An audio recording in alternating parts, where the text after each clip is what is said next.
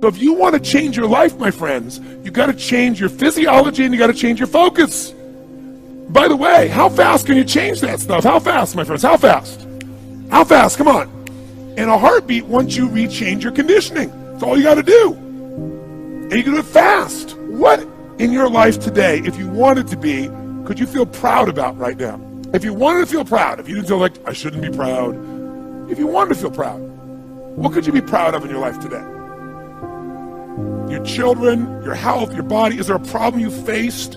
Instead of running from it, you finally stepped up and handled it? What could you feel proud of in your life today?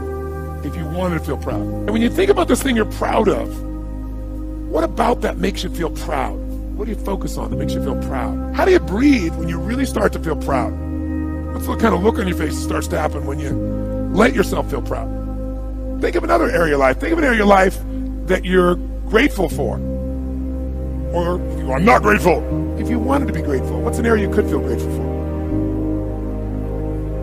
What could you feel grateful for if you really wanted to feel grateful? How many can think of something you can feel grateful for? And what about that are you grateful for? What do you focus on that makes you feel grateful? How does it feel when you're really, truly feeling filled with gratitude? Here's one.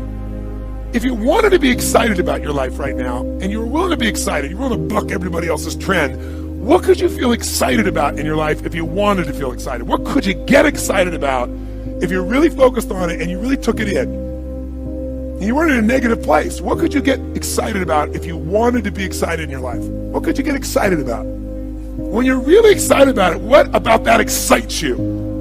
Or when you're really excited, how do you feel? How do you speak? What's your life like? By the way, when you're excited, does it tend to touch other people? Yes or no? Absolutely. By the way, do people have a tendency, who feels different right now than just even a couple moments ago? Raise your hand and say, I. Why? Because focus is controlled by questions. If you ask a different question continuously, not once, continuously, you will get a different answer. If you ask a lousy question, you get a lousy answer and a lousy state. The brain's like a computer. Ask it a question, it'll have to come up with an answer. Because you deserve it, you idiot. Lousy questions create what? Lousy answers. Ask a better question, get a better answer. Now here's what I want you to get. I want you to get that you can change your state. How fast, guys? How fast? How fast? And if you get the habit of doing it, you'll have a different life. The number one reason we don't achieve success and we resign ourselves to mediocrity and we get swallowed into failure and discouragement, and it becomes sometimes so deep that we can't see the possibilities that our lives could be. I mean, your life doesn't have to be your current life 30 days from now, but most people can't see that. And the number one reason is this word called grit. Researchers say the number one defining factor of whether we become successful or average is whether we have grit. Grit is the ability to stay true to your vision and not dilute it when you get laughed at. Grit is the ability to try an innovation, experience failure, and to say, I'm going to continue and I'm actually going to learn and use that experience to get me closer on my path to the mountaintop. I mean, what the ordinary person sees as failure, the master simply sees as part of the process of refining your craft. So, number one, you've got to have grit. You've got to literally, when you get knocked down, force yourself to get back up, because then you start to develop a new brain. Yes, you develop a new neural pathway. Yes, you develop new muscle memory. And yes, you develop confidence. Remember that every time you get knocked down, it's an opportunity for you to develop more confidence, develop more experience, develop more inner power. Okay, every time you do something that you didn't feel like doing, like getting back up after you failed, or staying true to yourself after you've been laughed at or told it can't be done, literally, you become more powerful. And every single time you don't feel like persisting, and you do, you take back your power to the thing that you gave your resistance to. Every time I made a mistake, they became painful mistakes, but with time, I realized that reflecting on those mistakes would give me gems. What I would do is I'd say, why did I make that mistake? And I would learn from that mistake. And I'd write down a rule. So what was helpful for me is I put that rule, these principles, I wrote these principles down. Those principles that I wrote down, I then put into algorithms, in other words, equations. And what I learned by being able to do that is if I took my decision criteria, those principles, and then I tested them back through time, I gained a perspective that was fantastic. I could test them in back 100 years. I could test them in different countries, and I would learn how those rules worked.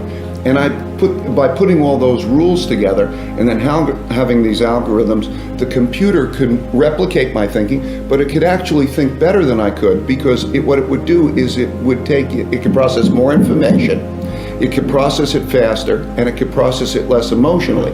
So it was like having a GPS that was next to me while I was also making my decisions, like you're driving in a car and you have both operating. And to have that next to me was invaluable. It would learn, I would learn, and together we built that. People are always like, oh, you're such a risk taker. I'm like, I hate risk, man. I'm terrified. And literally, it is terrifying, taking that first step.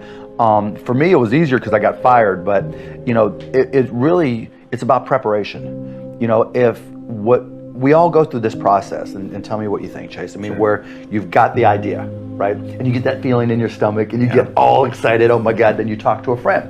And the friend goes, oh wow, that's pretty cool. I never heard of anything like that. I'd buy that, right? And then you talk to some other people, and then you do the Google search, right? Anybody else out there? Is anybody else doing this? And you try 50 different ways, no one's out there. Well, the first thing I'll tell you is, just because you don't see it on Google doesn't mean 100 companies haven't gone out of business doing the same thing, right? It may not be out. There's a saying in basketball, you're open for a reason, which means you can't shoot so they're not guarding you, right? It hasn't been done for a reason because every company who's tried it has gone out of business. So the one thing I would tell you is be careful, but once you get past that stage, then what I always tell people is, one, is it something you love to do?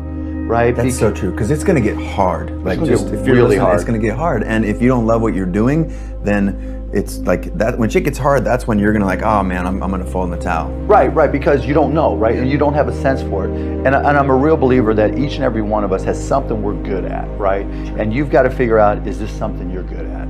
I've always been good at selling. I found out I wasn't into computers when I was a kid. Then I found out when I started to teach myself how to code, it was like, oh, I like this, right? And I literally would sit there writing software, and I think, okay, I've been working 2 hours, I better get something to eat, and it's been 24 hours, It's just like, what the 24 hours, I mean, okay. That tells that you're clued in. And it's not just what you care about, it's not just passion, because the circle's overlapping passion and aptitude, right? You want to be good at something. Just because you love basketball doesn't mean I'm going to be any good at it, right? Yeah, sure.